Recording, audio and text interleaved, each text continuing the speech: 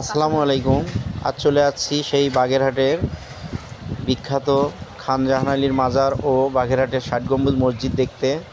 এই মসজিদে ঘুরে আগে আমরা চলে আসছি সরাসরি বাগেরহাটের যে মাজার খান জাহান আলীর মাজারের সামনে বিরাট একটা পুকুর আছে। পুকুরে প্রচুর পরিমাণে মাছ এবং শোনা কথা কুমির আছে। আমরা কুমির দেখার অনেক চেষ্টা করি, কিন্তু কোনো অবস্থায় কুমির দেখতে পারি না।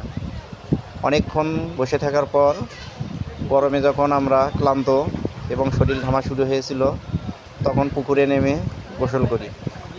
পুকুরে গোসল করার পর আমরা চলে যাই মাজারে। মাজার জিয়ারত করে পরিবেশটা সুন্দর দেখে ঘোরাফেরা করেছি। মাজারে মাইক দিয়ে বারবার বলা হয়, সতর্ককরণ করে দেওয়া হয়, কেউ সেজদা দেবেন না, কেউ মাজারে কোনো কিছু চাইবেন না।